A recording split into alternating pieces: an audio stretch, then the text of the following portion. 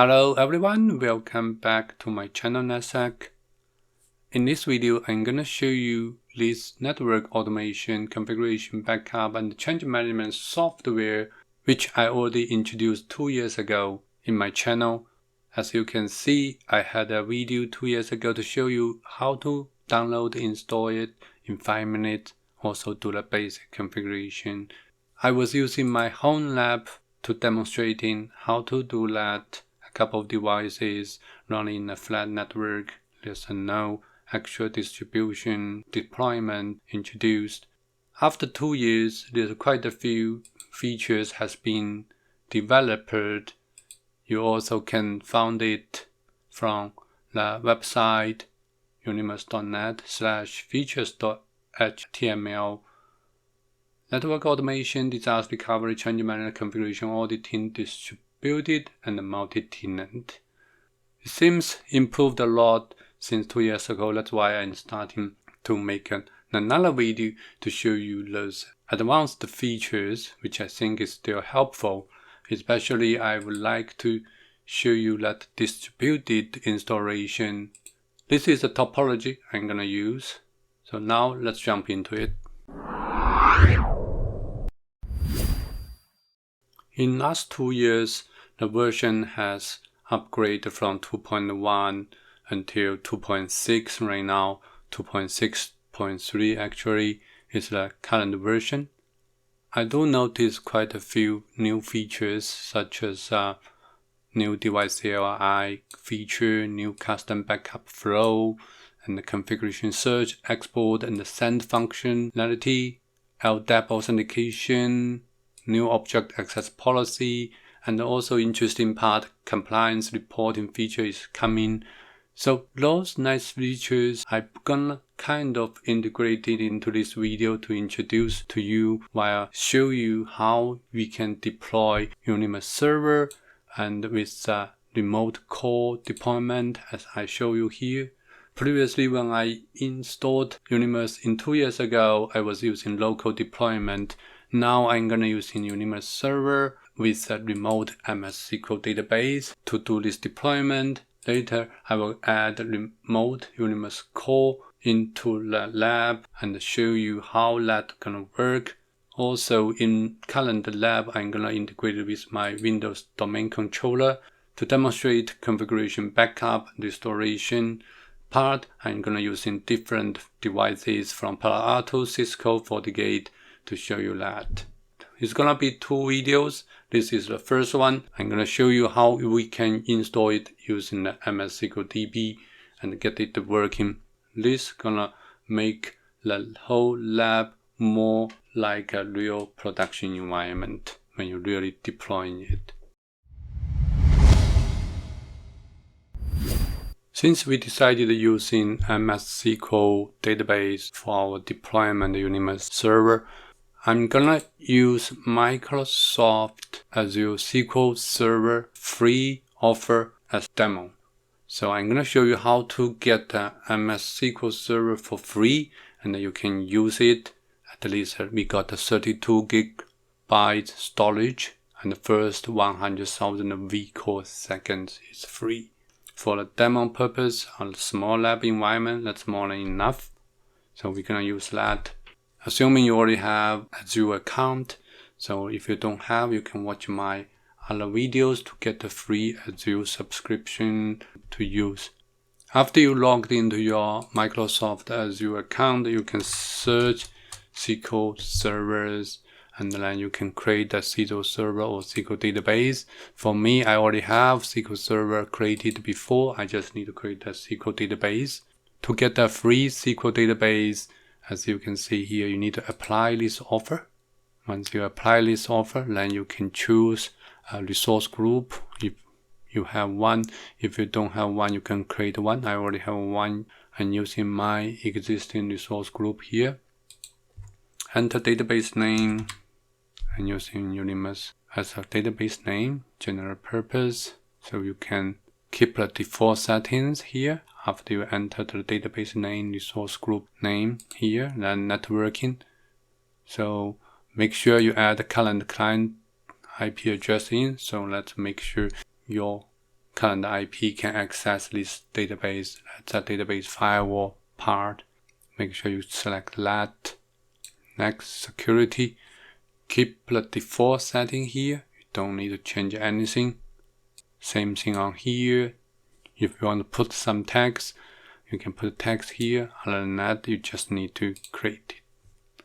So that's how simple you can get a free Azure SQL database, which we're gonna use in our lab environment here. Deployment usually takes 2 minutes to finish it, so I will pause the video and wait it done, and we will continue. After wait 1 or 2 minutes, your deployment should be done. You can go to resource, so that's your SQL database. From here, what we need is connection strings in the settings. There's a couple of things we will need. We will need the host name, port number, database name, plus username and password. So username and password is the one you created your SQL server. So when you trying to get the free database, you will be asked to create a free server as well. So that's the username password for your free SQL server. Once we have those, then we can start to install our Unimus and then integrate with this MS SQL server.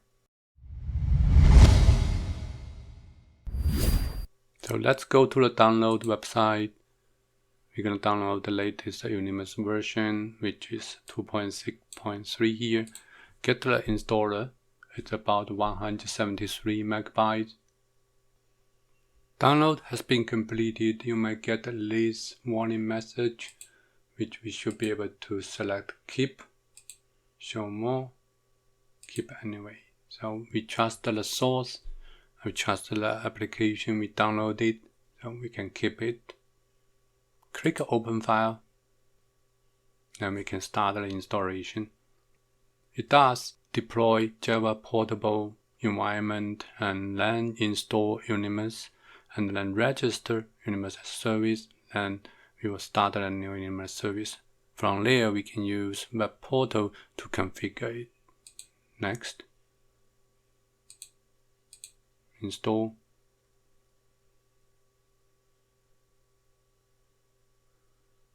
Now it's finished. We can click finish to close the installation wizard, minimize the web browser. And from program groups, you can find the Unimus folder and click on the Unimus to start it. So basically, it's gonna open a URL with localhost on port 8085. You might see this error message, cannot find the page, but that's because of the service is still starting. After a couple of seconds, you should be able to get into this end user license agreement page. Just say I have read and agreed to the EULA, continue setup. You need to set up the admin username and password. Continue setup. So here is the tricky part. You need to get the database type selected. It does support the multiple different databases, MySQL, MariaDB, PostgreSQL, or MS SQL. So we're gonna use MS SQL. I tried almost all of them. Actually, I tried all of them already. Even PostgreSQL, I tried it. All works well. The configuration for database is very straightforward. As long as you host name, database port, database name, those information put in, it's good to go. Port 1433, database name, Unimus, database user, and the password. The encryption key is the key will be used to encrypting your sensitive data, which is your configurations, backups, all those data saved in a database. So this is important if you need to migrate the DB to another server. So here is encryption key. You can put anything here as long as you can remember it. Now we have to add the credentials, which are gonna be used to log into your devices, your firewall, whatever you will need it. I'm gonna add a couple of them, which is gonna be used to scan my network and then find out the devices later on. Here is the port. You may want to use SH. You may also want to use the telnet. Let's go to continue. It's a schedule for backup. We can keep it default for now. The license key. The license key usually is coming from your Unimus account. So once you go to the Unimus account, you will see your license key there. So let's put our username for your account in, and then password. So we can log into the account, we can retrieve the license. So from the license key here, you should be able to see which license key you have and how many license has been. Free license is 5 if you get a free. So I already used 3 of them. So you also can create a new license key and then you can assign the license to it. Like you can select 2. I have 2 left, so I can assign 2 here. Or you can delete it. You can assign more license. So we're gonna assign 5 to use all of them here. So this is my key. I'm gonna copy. That's the license key I copied and finished that.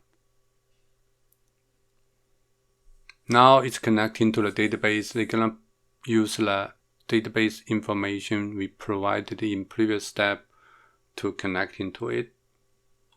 Just for your information, since we are using free MS SQL DB, it will be automatically put into the pause mode, because if there's no activity, no connection, no access into the MS SQL DB, they will automatically pause it. So when you starting to connect into it, just like what I am doing here, connecting to the database, then it will begin resuming. After resuming, it will begin online. So as long as you're using it, then the database will keep online, but you will consuming your free monthly vCore seconds. That's why it's put into the pause mode once you are not using, because they want to save your vCore seconds. Right now, we are creating and updating the database tables, because this is first time connection. Once we connect to the database, they will use the account we provided to create whole database structure for us. It will take a while. I'm going to pause the video. Once it's done, I will come back to continue. So the creating, updating database tables completed, and there is some more database related configuration has been configured. So core connection server is ready. That's basic thing for the installation.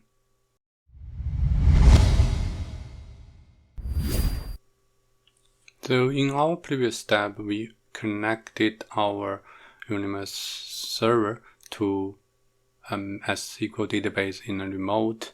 Now we deployed Unimus successfully in our environment. So this part has been completed. As you can see here, this is a dashboard. We have 5 licenses. So now we have 3 devices in here. We added in previously in my license, already license 3 of them. So those 3 has been added into this installation as well because of the licensing. But we didn't do anything backup here. So that is what we're gonna do. We can do backup now and make sure all of them has a backup. That's the basic thing. As you can see, once we click the backup, so backup finish it in a couple seconds, you should be able to see the backup we just made it here for all of them. You should be able to see the configuration, and you also should be able to view them and export them. So this is Palo Alto device. You will see all configuration for this pen OS. Same thing on this Cisco switch. You will see that all configuration has been backed up. So this is the basic function we already discussed in my previous video as well. But there is something new here. Once you go back to device, you will find that there's a little bit more button you can use, especially this open CLI button. If you click on it, it will open a console directed to your switch, just like you use in PuTTY to do SSH connection. So you can type the command, you can show configuration.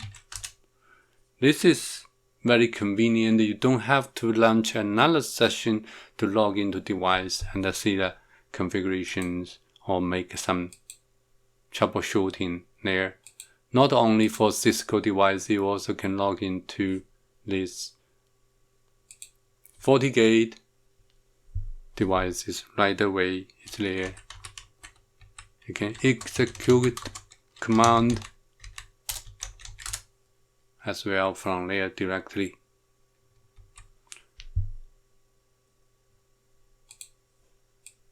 That's a new feature I was showing at the beginning of this video. There are a couple more features which I'm going to show you in the next video. So just keep tuned and subscribe to my channel if you haven't. Same, if you like this video also, please give me a thumb up as well. I will see you in my next one. Thank you for watching.